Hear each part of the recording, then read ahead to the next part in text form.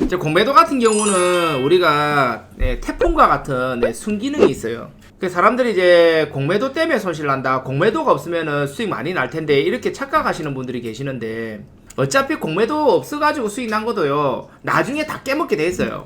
주식시장이라는 게 공매도가 없으면 그냥 계속 올라가니까 수익에 손실이 안 날 거다 이렇게 생각하시는 분들이 계시는데, 공매도 때문에 손실 나는 거 아니에요. 여러분들이 경험이 부족하기 때문에 손실 나는 거지, 뭐 공매도가 있고 없고 간에 본인이 경험만 충분하다면은 이길 수 있거든요. 실력 좋은 사람들은 공매도가 있든가 없든가 다 계속이에요. 우리가 예를 들어서 삼성전자다 칩시다. 이 삼성전자가 정말 좋잖아요. 그러면 삼성전자가 쭉 이렇게 올라갑니다.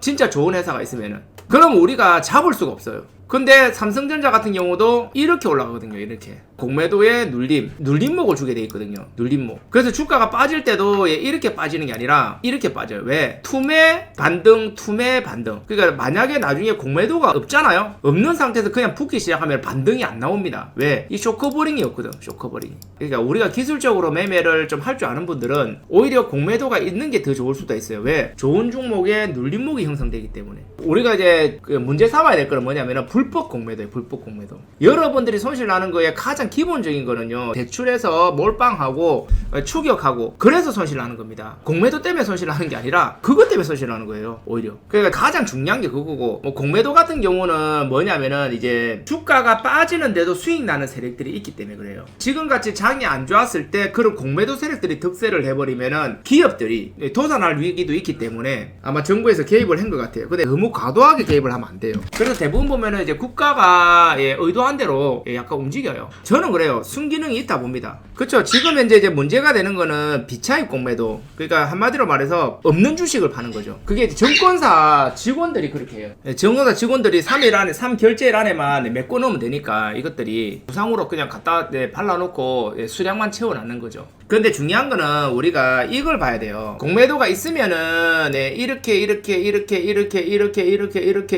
내려와요. 공매도가 없으면은 이렇게 내려와요. 무슨 말인지 이해되시죠? 올라갈 때 잡을 수 있는 기회를 주는 것도 공매도고, 근데 이렇게 출발해버리면 우리가 잡지를 못해요. 계속 가버리기 때문에.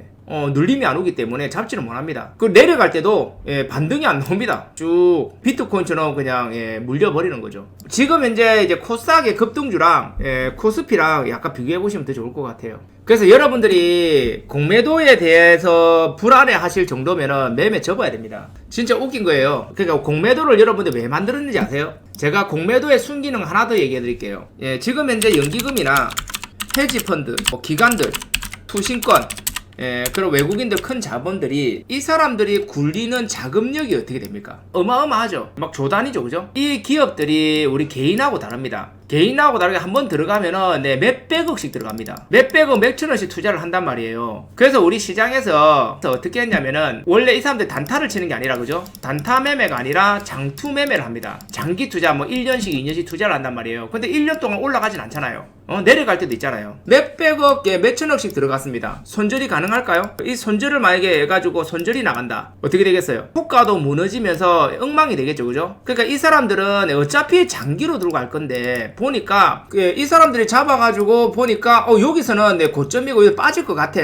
근데 이런 사람들이 이제 여기서 빠졌을 때 팔고 다시 잠다는 보장이 없거든요. 그래서 이 사람들이 장투로 이렇게 묶어 놓을 수 있는 기능이 내려갈 때 해지 기능을 해라는 거죠. 이해되시죠? 그러니까 한마디로 주식은 들고 가되 여기서 내려가는 거에 대한 대비책으로 해지를 좀 해라. 이게 공매도예요. 그렇기 때문에 개인들이야 손절하면 그만이에요. 근데 큰 자금이 있는 사람들은 손절을 못해요. 그래서 중장기로 끌고 가기에 유리하게 만들기 위해서 공매도로 단기적인 하락에 대해서 지키거나, 아니면 이 사람들은 또 성과가 중요하잖아요. 그죠? 여기서 빠져갖고 마이너스 30% 걸리면은 누가 신뢰를 하겠나요? 그래서 마이너스 10%거리나 이 정도 빠지시면 그때부터 해지를 겁니다. 해지를 1대1로 걸진 않았겠지만은 선물도 걸고 현물도 걸고, 이 해지가 공매도죠, 공매도. 근데 이제 이것들을 이제 나쁘게 이용하는 케이스들이 많이 있기 때문에 장담거다 보면 구더기도 생기고 하는 거거든요. 그 아들이 손절하기 시작하면 답이 안 나와요. 기업의 펀더멘털이 살아있고 밸류가 살아있으면은 잔파동에 대해서 순간적으로 물량을 내놓지 말라는 개념이죠. 그리고 대신에 손실을 조금 제한시켜라, 제한시킬 수 있는 기능을 해라, 이런 것도 공매도의 기능입니다. 한마디로 큰 자금을 가지고 있는 사람들에 대한 특혜가 될 수가 있는 거고, 개인들은 이탈돼서 손실이 날 확률이 높아지면 손절하면 돼요. 개인들은 그래서 손절을 해버리면 되는 겁니다.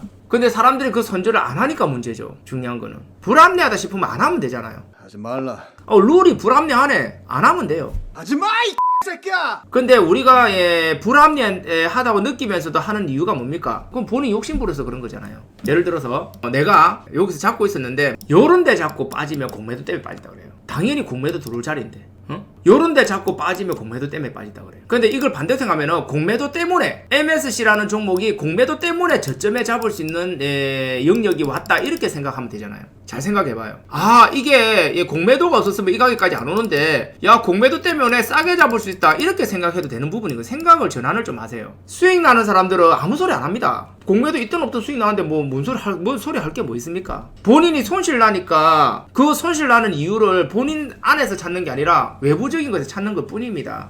누군가는 여기서 잡아가지고 공매도 때문에 이게 빠졌다, 만약에 아씨 공매도 때문에 이게 빠졌다고 생각할 수 있잖아요. 그럼 본인이 잡았으면은 이 추세가 이탈하면은 손절 치면은 손실은 요만큼이에요, 요만큼. 근데 누군가 현금 들고 있는 누군가는 그죠? 이렇게 빠졌을 때 이 저점에서 공매도 때문에 잡을 수도 있는 부분이거든요. 이해돼요, 이해 안 돼요? 개인들도 공매도를 할 수 있어요. 사용할 수 없는 게 아닙니다. 각 증권사마다 대주매도라는 게 있어요. 만약에 공매도가 키움증권에 물량이 없어, 그러면 삼성증권이나 뭐 대우증권이나 하나증권에 가면 물량이 있어요.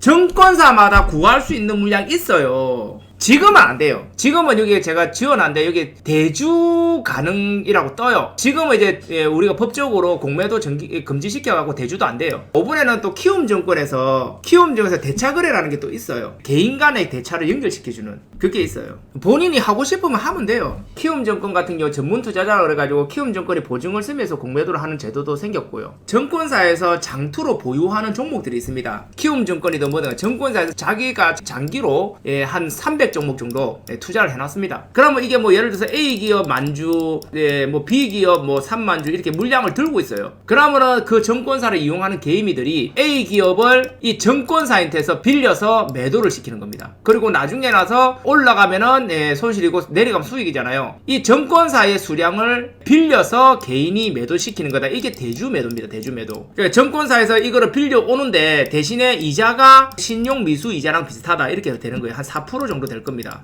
정확하게 퍼센테이지는 모르겠어요. 예를 들어서 A라는 증권사가 만주를 들고 있는 주식을 내가 들고 와서 미리 매도를 때리고 나중에 증권사한테는 그 만주를 입금시켜주면 되는 겁니다. 팔고 나서. 오케이? 이게 대주매도예요, 대주매도. 근데 요즘에는 이제 키움증권에서 개인 간 대주매도를 했어요. 키움증권에서. 이게 뭐냐면 키움증권에서 개인이 들고 있는 주식을 다른 개인이 매도를 할 수가 있어요. 빌려와서. 내가 만약에 동의를 하고 삼성전자를 내가 1000주를 들고 있다. 그러면은 다른 개미가 삼성전자를 매도하고 싶잖아요. 그러면 이 사람한테 이자를 주고 키움증권에 중개수수료를 주고 이 삼성전자 1000주를 매도할 수가 있습니다. 이거랑 그러니까 공매도랑 같은 기능이라고 말이죠. 그렇죠. 주식 대여라고 여러분들 들어보셨죠? 키움증권에서 주식 대여 동의하시겠습니까? 월 이자 발생. 내가 들고 있는 동안에 이걸 체크를 해놔면은 다른 사람이 내 주식을 대여해가고 나는 이자를 받아요. 그 지금은 안 돼요. 근데 이제 지금 현재는 이제 공식적으로 큰 공매도가 없기 때문에 시장이 우상향을 하는 뿐입니다. 지금 제가 봤을 때는. 그리고 공매도의 단점이 뭐냐면은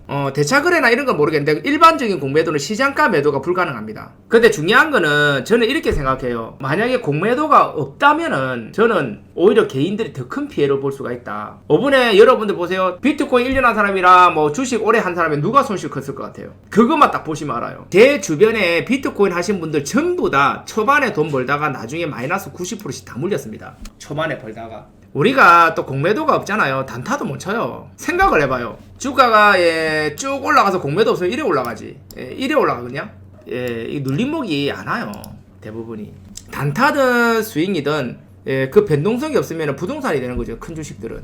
파동이 없는데. 시스템이 불합리하다 생각하면 안 하면 돼요. 하지마! 주식을. 본인이 손실 나니까 공매도 탓하고 뭐 탓하고 시장 탓하고 하는 거지. 방금 시청하신 영상이 도움이 되셨다면 구독, 좋아요, 알람 버튼 눌러주시면 제게 힘이 됩니다. 자, 파이팅 하시고 좋은 하루 되세요.